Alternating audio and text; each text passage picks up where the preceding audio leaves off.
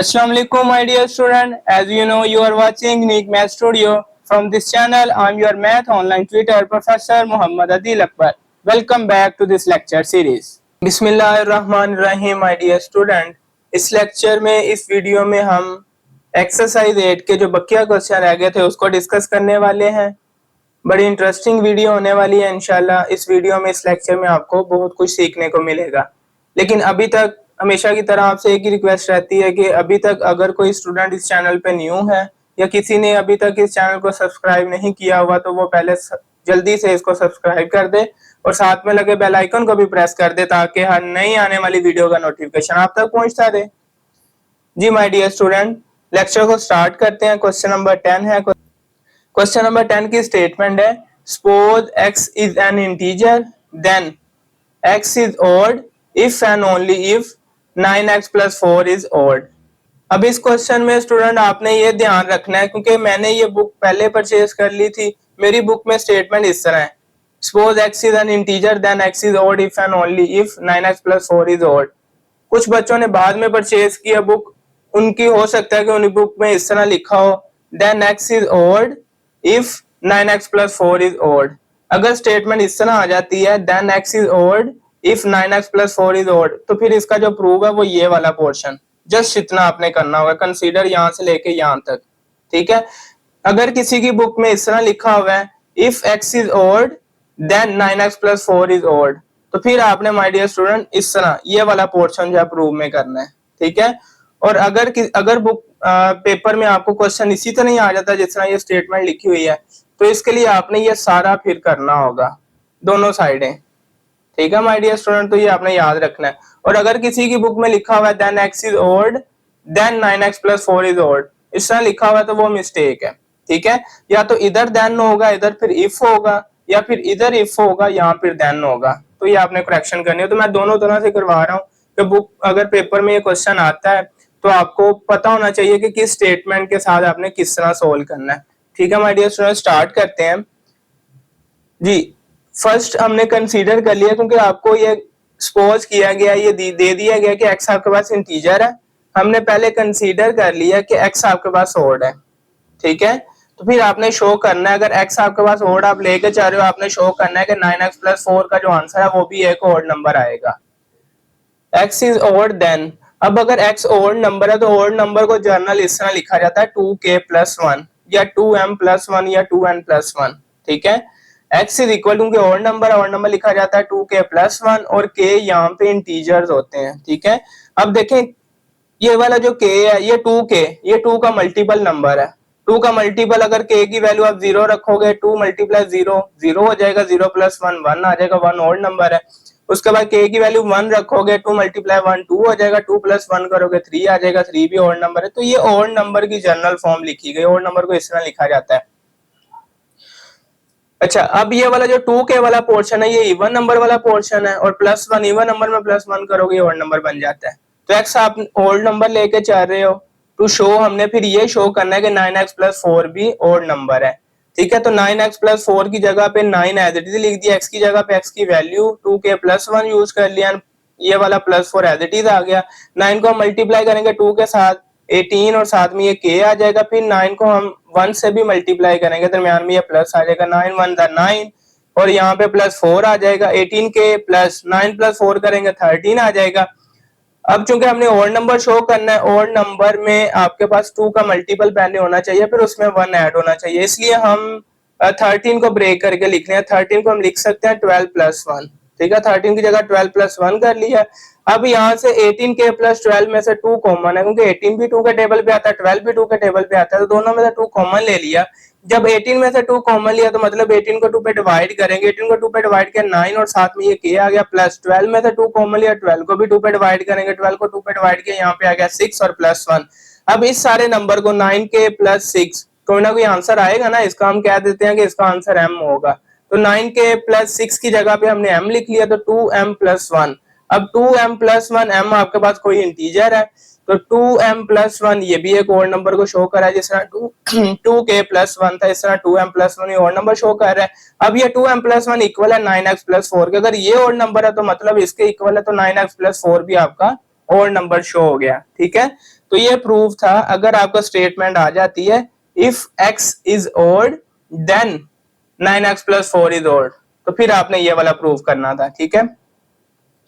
अब ये वाला प्रूफ है जी, अगर आपको स्टेटमेंट आएगी then x is odd if 9x plus 4 is odd. If का मतलब होता है आपको वो चीज गिवन दे दी गई है, उसको आपने लेके चलना है और दूसरी चीज आपने शो करनी है, ठीक है। अगर आ जाता है then x is odd if 9x plus 4 is odd, फिर आपने ये करना है। चले, अब इफ के साथ अगर ये आएगा 9x प्लस 4, तो हम इसको लेके चलेंगे। कंसीडर किया जी 9x प्लस 4 ऑड नंबर है, देन अब अगर ऑड नंबर है तो ऑड नंबर तो इस तरह लिखा जाता है ना 2k प्लस 1 की फॉर्म में, तो 9x प्लस 4 इक्वल होगा 2k प्लस 1, ऑड नंबर है तो k बिलोंग्स टू इंटीजर है।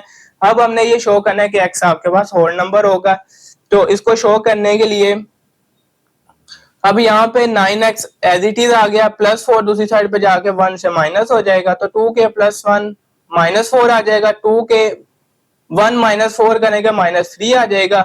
एंड उसके बाद अब 3 को भी हम ब्रेक करके लिखेंगे, माइनस 3 को हम इसको लिखेंगे माइनस 4 प्लस 1, क्योंकि हमने ऑड नंबर शो करना तो इसलिए ये लिख रहे हैं। तो माइनस 3 को लिख दिया माइनस 4 प्लस 1, सोल्व करोगे माइनस 3 आएगा।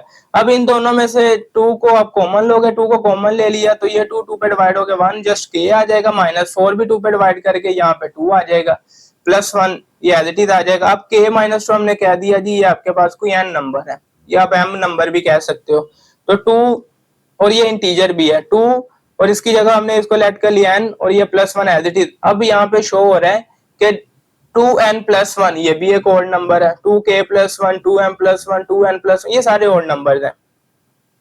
तो अगर ये ऑड नंबर है 2n प्लस 1, तो फिर इसका मतलब है ये 9x के इक्वल है, 9x भी ऑड नंबर शो हो गया।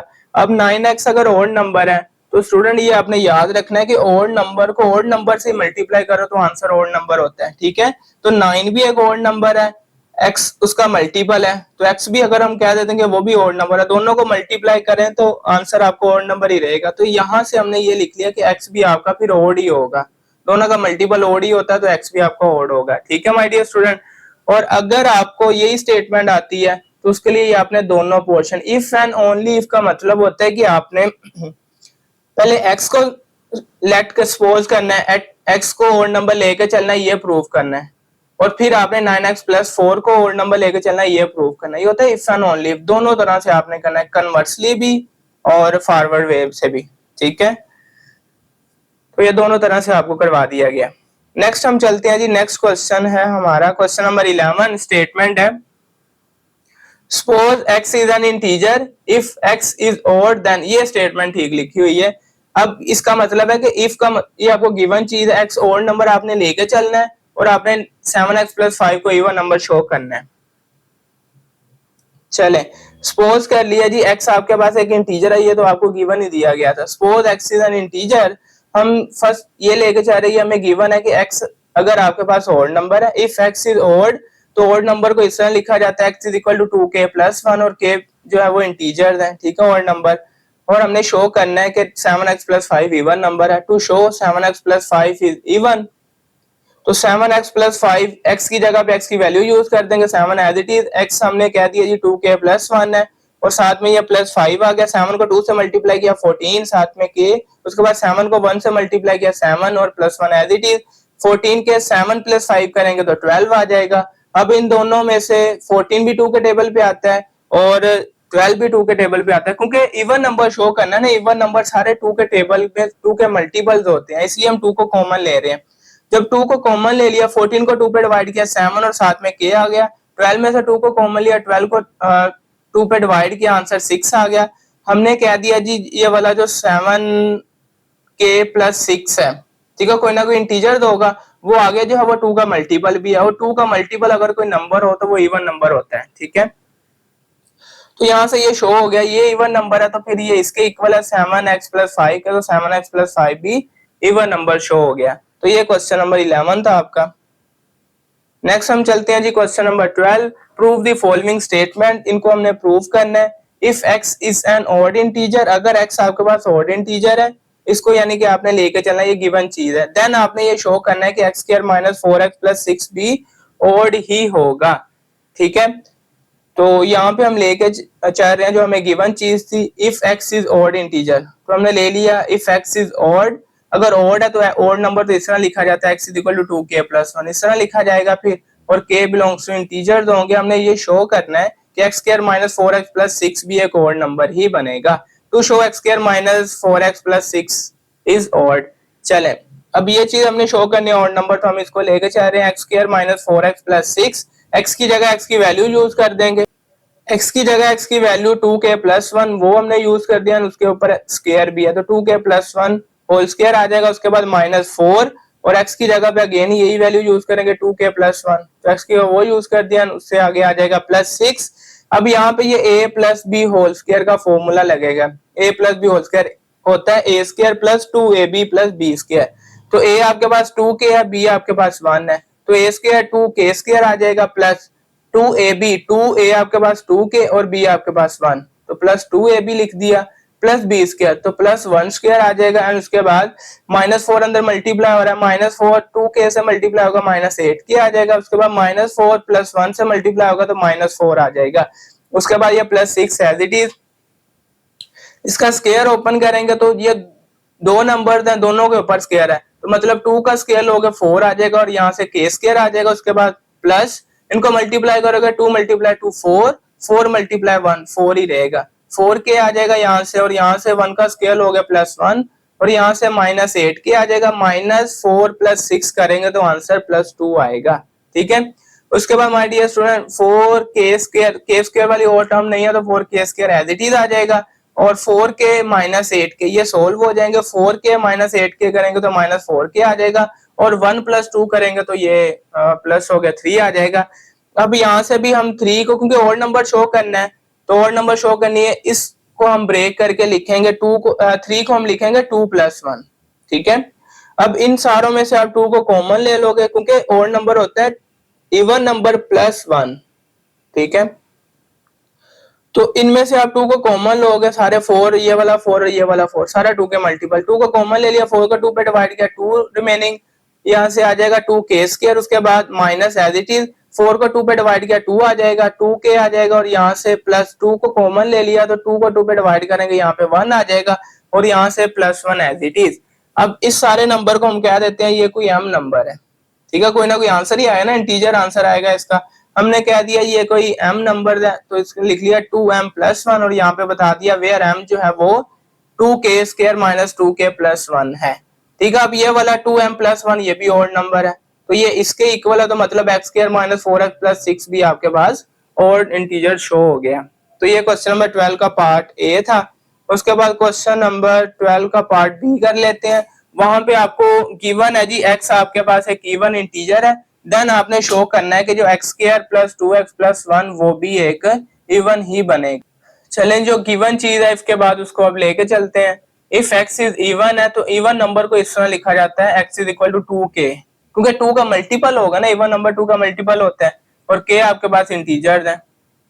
चलें, तो शो हमने करना है जी x² + 2x+4 ये भी एक इवन ही बनेगा। चलें, अब ये चीज हमने इवन शो करनी है तो इसको लेके चल रहे हैं x² + 2x+4, x की जगह x की वैल्यू यूज कर देंगे जो कि 2k हमने कह दिया, इवन इंटीजर है ना इसलिए आपके पास 2k होगा, तो x की जगह 2k उसके ऊपर ये स्क्वायर भी आ जाएगा 2k² + 2, और x की जगह पे अगेन ये 2k यूज करेंगे एंड प्लस ये वाला 4 आ जाएगा। अब 2 का स्क्वायर लेंगे 4 आ जाएगा, उसके बाद k का स्क्वायर लेंगे तो k² आ जाएगा, प्लस 2 × 2 4 हो जाएगा, साथ में ये k आ जाएगा और यहाँ से +4। अब इन सारों में देखें 2 के मल्टीपल्स हैं सारे, ये वाला 4 भी, ये वाला 4 भी और ये वाला 4 भी, तो सारों में से हम 2 को कॉमन ले रहे हैं। जब 2 को कॉमन ले लेंगे यहाँ से 4 2 पे डिवाइड हो गया 2k² आ जाएगा, प्लस यहाँ से भी 2k आ जाएगा, प्लस यहाँ पे भी 4 2 पे डिवाइड होगा 2 आ जाएगा। इस सारे नंबर्स को हम कह देते हैं ये कोई इंटीजर है और m का नाम दे देते हैं। ठीक है, m = कह दिया हमने 2k² + 2k + 2, तो यहाँ पे 2 मिसिंग है तो आप लिख लें, तो यहाँ पे 2k² जी। तो इसका मतलब अब 2m जो है ये नंबर 2 का मल्टीपल है, तो इसका मतलब ये इसके इक्वल x² + 2x+4, तो ये भी फिर इवन नंबर शो हो गया। 2m 2 का मल्टीपल है, इवन नंबर है, तो ये इसके इक्वल है, ये भी फिर इवन नंबर शो होगा, यही हमने शो करना था। नेक्स्ट हम मूव करते हैं जी, नेक्स्ट आ जाता है क्वेश्चन नंबर 13। इसको बड़े ही ध्यान से समझना माय डियर स्टूडेंट, ये थोड़ा सा मुश्किल क्वेश्चन है इस लेवल पे आप लोगों के लिए। जो जर्नल प्रूफ किया गया है, ये देख के आपको फौरन से याद आ गया होगा कि चैप्टर 3 में सेट का जो चैप्टर किया है उसमें ये हमने कंडीशन डी मॉर्गन लॉ में देखी थी। डी मॉर्गन लॉ में दो कंडीशन होती हैं और सेकंड वाली जो कंडीशन वो ये होती है, इसको आपने इक्वल अब शो करना है दोनों को, और जर्नल कोई वैल्यू नहीं दी गई, सेट की कोई वैल्यू नहीं, हमने जर्नल इसको शो करना है कि ये इक्वल है। तो स्टार्ट करते हैं यहाँ पे माय डियर स्टूडेंट। हम सबसे पहले लेफ्ट हैंड साइड को लेकर चल रहे हैं। तो हमने लेट कर लिया जी कि x कोई एलिमेंट है जो कि a intersection b whole complement में बिलोंग करता है। ठीक है, लेट कर लिया कि x वैसे तो जर्नल एलिमेंट शो किया गया ना, x जो है जब आप सेट बिल्डर नोटेशन लिखते हो वहां पे, तो x वो सारे एलिमेंट्स होते हैं, उसको हम जर्नल शो कर देते हैं, x सारे एलिमेंट्स है। तो एक एलिमेंट नहीं, एक से ज्यादा भी हो सकते हैं। लेट कर लिया कि इंटरसेक्शन b कॉम्प्लीमेंट में जितने भी एलिमेंट है वो x है। ठीक है, अब आपने ये कॉम्प्लीमेंट का आपको पता होगा कि कॉम्प्लीमेंट का मतलब होता है वो एलिमेंट्स, देखें अगर आपने a इंटरसेक्शन b कॉम्प्लीमेंट लेना है तो इसका मतलब होगा यूनिवर्सल में से इसको माइनस करना, यूनिवर्सल सेट में से इस सेट को माइनस कर देना। ठीक है, तो इसमें सारे वो एलिमेंट होंगे जो यूनिवर्सल में होंगे, लेकिन ए इंटरसेक्शन बी के एलिमेंट को माइनस कर देंगे, ए इंटरसेक्शन बी के एलिमेंट को निकाल के सारे एलिमेंट हम लिखेंगे। ठीक है, तो इसका मतलब है कि ए इंटरसेक्शन बी के एलिमेंट नहीं आएंगे जो ए इंटरसेक्शन बी कॉम्प्लीमेंट में एलिमेंट आएंगे। तो ये वो लिखा गया है कि एक्स अगर आपके पास बिलोंग करता है इंटरसेक्शन बी होल कॉम्प्लीमेंट में, तो इसका ये मतलब है कि एक्स फिर ए इंटरसेक्शन बी में बिलोंग नहीं करेगा। यूनिवर्सल में तो वो एलिमेंट होंगे लेकिन ए इंटरसेक्शन बी के एलिमेंट निकाल देंगे। कॉम्प्लीमेंट का यही मतलब होता है। ये लिखा हुआ है नॉट बिलोंग्स टू या डज नॉट बिलोंग्स टू। अब यहां से माय डियर स्टूडेंट, अगर एक्स जो है ए इंटरसेक्शन बी में बिलोंग नहीं करता, ए इंटरसेक्शन बी में वो एलिमेंट होते हैं जो ए में भी हो और जो बी में भी हो, दोनों में कॉमन एलिमेंट वो ए इंटरसेक्शन बी में आते हैं। तो इसका मतलब है कि एक्स फिर या तो ए में बिलोंग नहीं करेगा या फिर एक्स जो है वो बी में बिलोंग नहीं करेगा। ए इंटरसेक्शन बी में वही एलिमेंट आता है जो दोनों में बिलोंग करते हैं। अब यहाँ पे इंटरसेक्शन बी में एक्स बिलोंग नहीं करता, तो इसका मतलब नहीं करने का मतलब या तो फिर वो ए में नहीं है या फिर वो बी में नहीं है। तो या के लिए फिर और का वर्ड यूज किया जाता है कि x does not belongs to A, या फिर जो और x does not belongs to B, या तो ए में नहीं करेंगे या बी में नहीं करेंगे। अब अगर एक्स ए में बिलोंग नहीं करते तो फिर इसका मतलब है कि वो ए के कॉम्प्लीमेंट में बिलोंग करेंगे। ठीक है, कॉम्प्लीमेंट में वही एलिमेंट होते हैं ना जो हम ए में निकाल देंगे, यूनिवर्सल में होंगे लेकिन ए में नहीं होंगे। तो यहाँ से शो होता है कि एक्स अगर ए में बिलोंग नहीं करता, एक्स उसके कॉम्प्लीमेंट में बिलोंग करेगा। और यहाँ से भी अगर एक्स बी में बिलोंग नहीं करता तो एक्स उसके कॉम्प्लीमेंट में बिलोंग करेगा, बी कॉम्प्लीमेंट में। अब और के लिए यूनियन यूज किया जाता है, इंटरसेक्शन के लिए एंड का वर्ड यूज किया जाता है और के लिए यूनियन का वर्ड यूज किया जाता है। अब एक्स जो है वो ए कॉम्प्लीमेंट में भी बिलोंग कर रहा है या फिर एक्स जो है वो बी कॉम्प्लीमेंट में बिलोंग करता है, तो इसका मतलब फिर एक्स जो है वो इनके यूनियन में बिलोंग करेगा। हमने ये कहा था कि एक्स जो है वो बिलोंग करता है इंटरसेक्शन बी होल कॉम्प्लीमेंट में, तो यहाँ से शो हो गया एक्स फिर बिलोंग करता है जी A complement union B complement. इन दोनों रिजल्ट से हम लिख सकते हैं कि ये वाला जो A intersection B whole complement ये सबसेट हो गया A complement union B complement का। तो यहाँ से हमने ये बना के लिख लिया, इसको हमने इक्वेशन नंबर 1 का नाम दे दिया। ठीक है, सबसेट का मतलब यही होता है ना कि अगर एक्स यहाँ पे बिलोंग कर रहा है और हमने कह दिया कि एक्स जो है वो इसके अंदर भी है A complement union B complement, तो सबसेट का ये मतलब होता है कि वो सारे एलिमेंट जो इस पहले सेट में हो वो दूसरे सेट में भी हो, तो फिर जो पहला सेट है वो सबसेट माना जाता है दूसरे सेट का। ठीक है, तो वहां से इन दोनों से ये बना गई है, कंडीशन लिखी गई है। अब सेकंड हम लेकर चलते हैं ये वाली राइट हैंड साइड। हमने कह दिया जी एक्स बिलोंग करता है एक कॉम्प्लीमेंट यूनियन बी कॉम्प्लीमेंट में।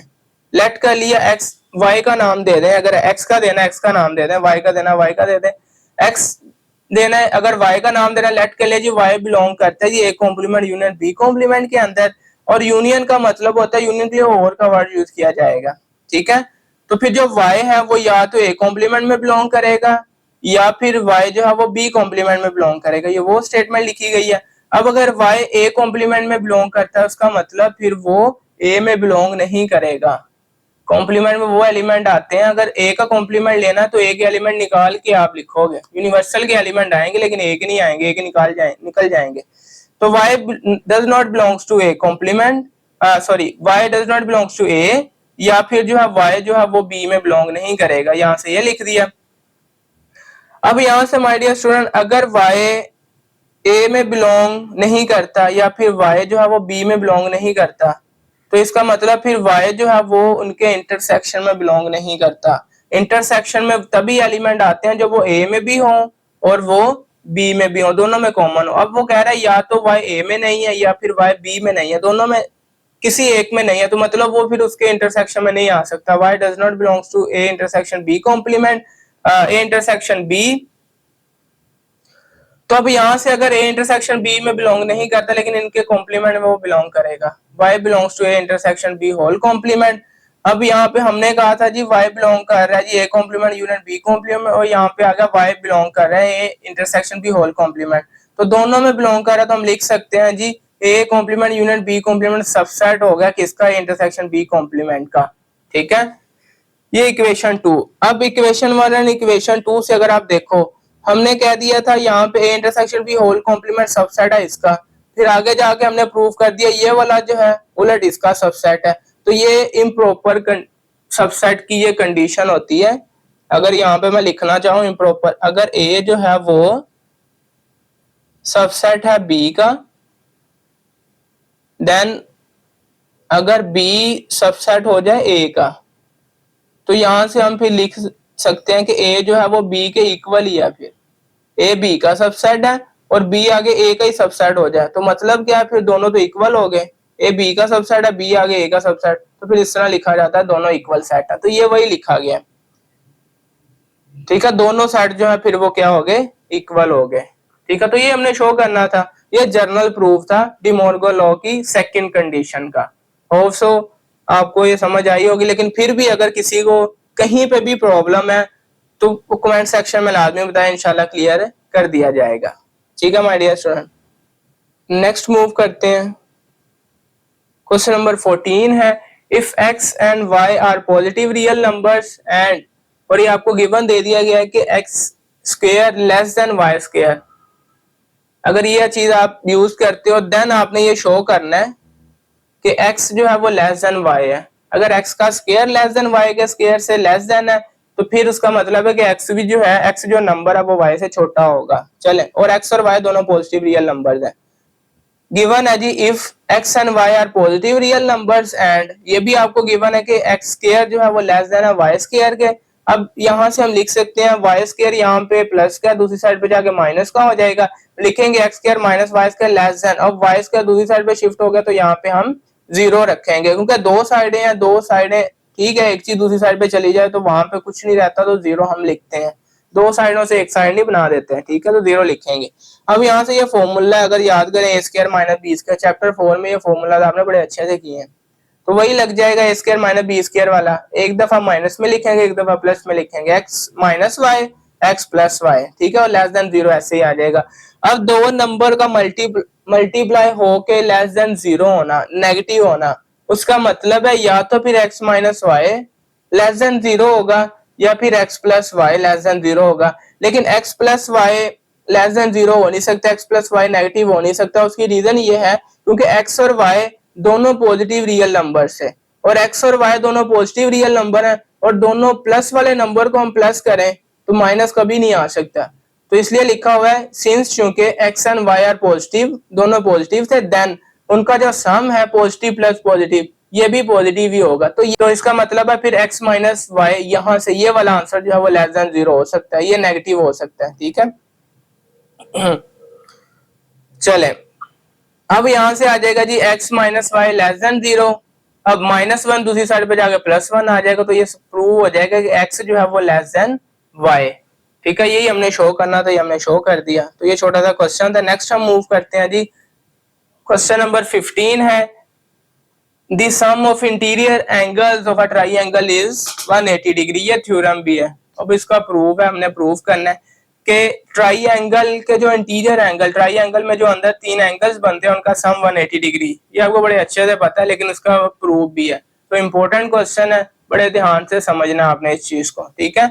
इंटीरियर एंगल का सम 180 शो करना है। अब इंटीरियर एंगल हमने लेट कर लिया जी, एक अल्फा है इंटीरियर एंगल, एक बीटा है इंटीरियर एंगल, एक गैमा इंटीरियर एंगल, ठीक है। और 3 वर्टेक्स पे बना हुआ है। ये वर्टेक्स ए हमने कह दिया, ये वर्टेक्स बी हमने कह दिया, ये वर्टेक्स सी हमने कह दिया। वर्टेक्स ए पे अल्फा एंगल, वर्टेक्स बी पे बीटा एंगल और वर्टेक्स सी पे गैमा एंगल्स, ठीक है। इन तीनों का सम 180 के इक्वल शो करना। We have to show measurement of angle alpha plus beta plus gamma, इन तीनों का जो सम है वो 180 डिग्री के हमने इक्वल शो करना है। चलें, अब ये शो करने के लिए सबसे पहला हमारा जो काम होगा, हम एक लाइन ड्रॉ करेंगे। ड्रॉ अ लाइन DE, हम उसको नाम देंगे। तो यहाँ पे अगर मैं नाम दे दूं, ये हमने लाइन ड्रॉ की, स्ट्रेट लाइन D और E, ठीक है। C तक यहाँ पे था ABC, आगे D और E, लाइन ड्रॉ कर ली और ये वर्टेक्स C से पास कर रही है। Draw a line DE through C से पास कर रही है, which is parallel to line AB, और ये वाली जो लाइन है ये पैरेलल है AB लाइन के, ठीक है। देखें, अब यहां से हम कह सकते हैं कि जो मेजरमेंट ऑफ एंगल DCA है, जो आपका एंगल DCE, इस एंगल की वो बात कर रहा है, ये वाला जो एंगल है DC और A एंगल, ठीक है। क्योंकि C पे बन रहा है तो इसलिए C को दरमियान में, DCA एंगल ये इक्वल है मेजरमेंट ऑफ एंगल BAC के, BA और C के, यानी कि फिगर इस तरह की फिर बन जाएगी। ये वो कहना चाह रहा है कि ये वाला जो एंगल है ये इस एंगल के इक्वल है। ये अल्टरनेट एंगल की डेफिनेशन भी है, ये एंगल्स इक्वल ही होते हैं अगर Z शेप में एंगल्स आ जाए, ठीक है। इंटीरियर एंगल वो यही कह रहा है, यही शेप बन रही है कि मेजरमेंट ऑफ एंगल DCA ये इक्वल है मेजरमेंट ऑफ एंगल BA और C के, यानी कि ये अगर अल्फा है तो फिर ये वाला एंगल भी क्या होगा, ये भी अल्फा ही होगा। इसको भी हम अल्फा लिखेंगे। ये वो लिखा गया कि दोनों एंगल जो है वो अल्फा के हैं और आगे रीजन बताई गई है ये अल्टरनेट एंगल्स हैं, ठीक है। अब उसके आगे नेक्स्ट अगर हम मूव करें, आपके पास ये वाला जो एंगल है ECB वाला, ये वाला जो एंगल ECB वाला, ये एंगल इक्वल होगा ABC एंगल्स के, ये इस तरह की शेप बन जाएगी फिर। और ये भी अल्टरनेट एंगल, अगर ये वाला जो एंगल है ये इस वाले एंगल के इक्वल होगा, ठीक है माय डियर। अगर ये बीटा एंगल है तो ये भी फिर बीटा एंगल ही होगा, ये वही लिखा गया।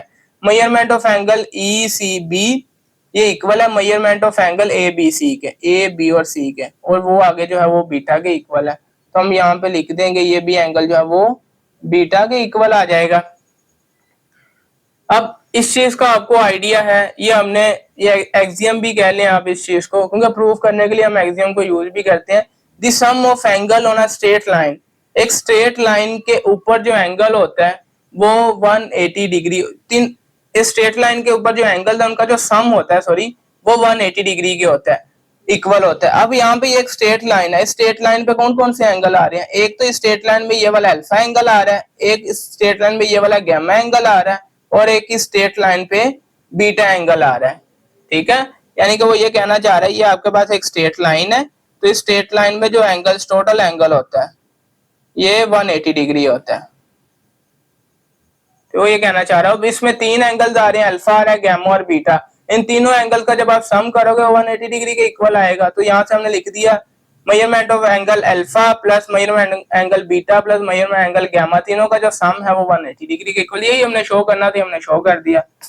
तो आसान ही था ये भी प्रूफ। होप सो आपने बड़े अच्छे से समझा होगा। अगर फिर भी किसी का क्वेश्चन है तो वो कमेंट सेक्शन में लाजमी पेश कर दे जी। नेक्स्ट हम मूव करते हैं क्वेश्चन नंबर 16, लास्ट वाला क्वेश्चन है इस एक्सरसाइज का। स्टेटमेंट है if A B and C are non zero real numbers prove that, फिर आपने ये चीज जो है वो प्रूव करनी है।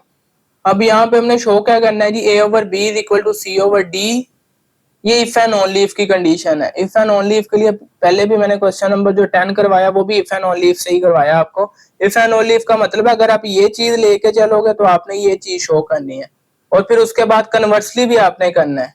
अगर आप ये चीज लेकर चलोगे तो आपने फिर ये चीज इक्वल शो करना, दोनों तरह से इसको आपने शो करना है। इसका ये मतलब होता है इफ एंड ओनली इफ बोला जाता है, या इसको जो है आपने पीछे जब कंडीशनल और बाई कंडीशनल पढ़ा था, तो उसमें भी ये चीज थी, इसको बाई कंडीशनल भी बोला जाता है। ठीक है,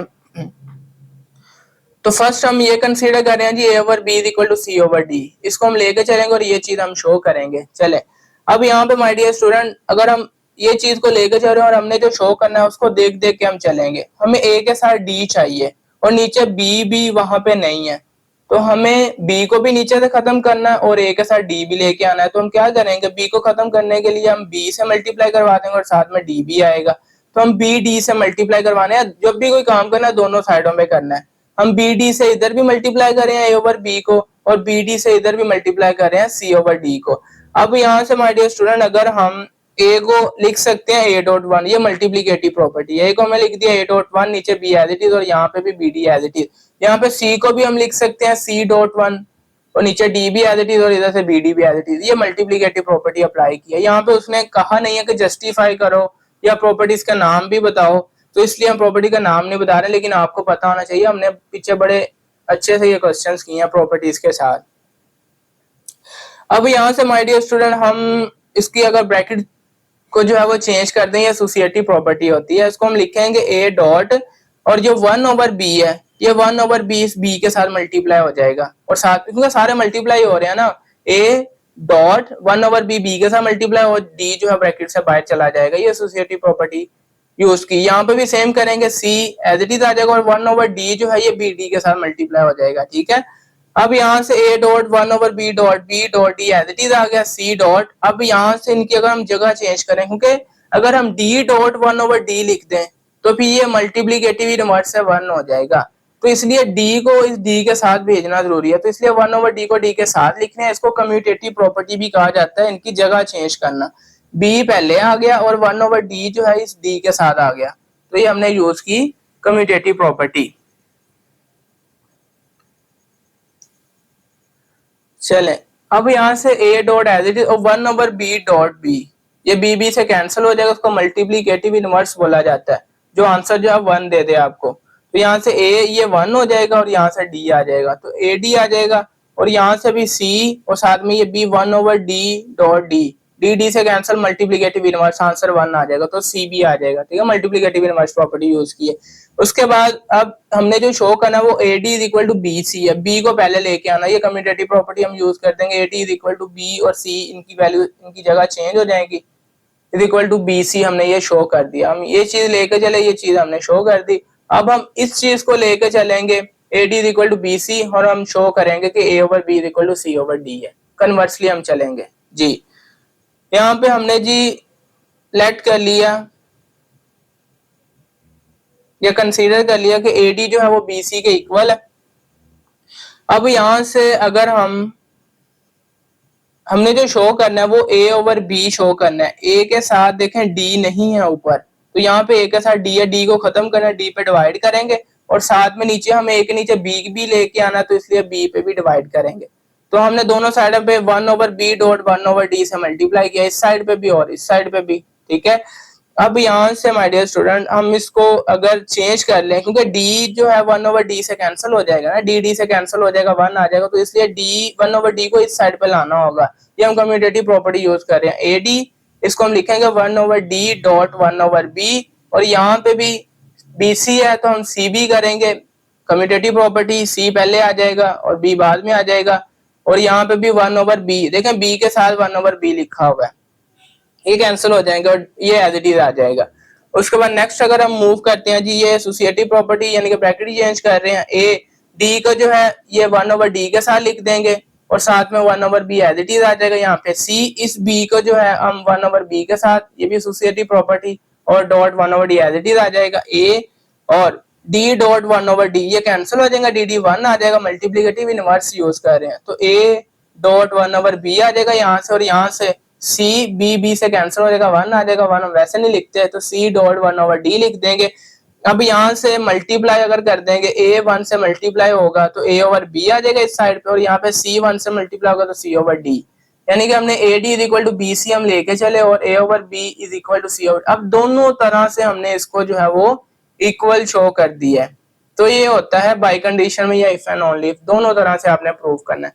तो ये वाला पार्ट था। उसके बाद नेक्स्ट हम चलते हैं, बी वाला पार्ट है, अब उसमें इफ एंड ओनली इफ वाली कंडीशन नहीं है, उसमें हम लेफ्ट साइड लेके चलेंगे और राइट साइड के इक्वल शो कर देंगे, बस एक तरह से इसको करना है। सी वाले में भी सेम ही है। चले, लेफ्ट हैंड साइड आपके पास है जी A over B dot C over D, इसको आपने कंसीडर किया और ये हमने बनाना है। और ये चीज बनाने के लिए हमें ऐसा नहीं है कि हम डायरेक्ट मल्टीप्लाई कर देंगे ए को सी के साथ और बी को डी के साथ, तो ये ए सी ओवर बी डी बन जाएगा, ऐसा नहीं करना, प्रॉपर्टीज आपने यूज करनी है, ठीक है। तो उसके लिए हम ए ओवर बी को लिख सकते हैं A dot one over B, ठीक है, ये वहां पे भी मैंने आपको बताया था, और सी ओवर डी को लिख सकते हैं C dot one over D. अब यहाँ पे माय डियर स्टूडेंट हम क्या कह रहे हैं, एसोसिएटिव प्रॉपर्टी यूज कर रहे हैं, ए जो है हम बाई ले लेंगे और one over B dot C आ जाएगा और वन ओवर डी भी जो हम ब्रैकेट से बाई लिख देंगे, ठीक है। अब यहाँ से क्योंकि ए के साथ सी चाहिए तो सी को पहले लाना है, ये कम्यूटेटिव प्रॉपर्टी हम यूज कर रहे हैं, हम लिखेंगे C dot one over B और यहाँ से डॉट वन ओवर डी। अब यहाँ पे माय डियर स्टूडेंट अगेन हम इनकी ब्रैकेट्स को चेंज करें, ए और सी ये ब्रैकेट आ जाएगा और यहाँ से one over B dot one over D आ जाएगा, ठीक है माय डियर स्टूडेंट। अब यहाँ से A C as it is और वन को वन से मल्टीप्लाई करें, वन ही रहेगा, ठीक है, और नीचे जो है ये बी डी आ जाएगा।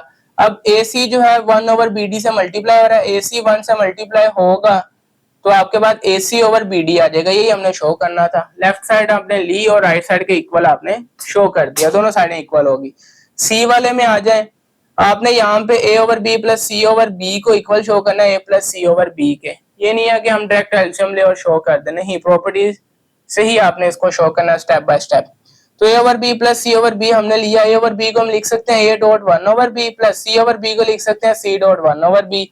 अब दोनों में देखें one over B right side पे कॉमन है, तो लेफ्ट राइट डिस्ट्रीब्यूटिव प्रॉपर्टी हम यूज करेंगे, कॉमन ले लेंगे, तो वन ओवर बी को आपने राइट साइड पे कॉमन ले लिया, यहाँ पे आ गया ए, ये कॉमन चला गया, प्लस यहाँ पे आ गया सी, ठीक है। अब राइट साइड से ये जो है मल्टीप्लाई होगा, right distributive property, right side से मल्टीप्लाई होगा, ए प्लस सी वन से मल्टीप्लाई होगा, ऊपर ए प्लस सी आ जाएगा और नीचे ये वाला बी आ जाएगा। तो आपने जो है यही चीज शो करनी थी, ए प्लस सी ओवर बी, वो आपने शो कर दी। लेफ्ट हैंड साइड आपने कंसीडर की, लेके चले, और राइट हैंड साइड आपने शो कर दी। तो माय डियर स्टूडेंट ये एक्सरसाइज जो 8 यहाँ पे आके कंप्लीट हो जाती है। तो एक्सरसाइज के रिलेटेड किसी का भी कोई क्वेश्चन है तो वो लाजमी कमेंट सेक्शन में पेश करें, इंशाल्लाह रिप्लाई मिलेगा। ख्याल रखें स्टूडेंट, अब नेक्स्ट वीडियो में नेक्स्ट लेक्चर में हम नेक्स्ट चैप्टर को स्टार्ट करेंगे, तब तक के लिए अल्लाह हाफिज।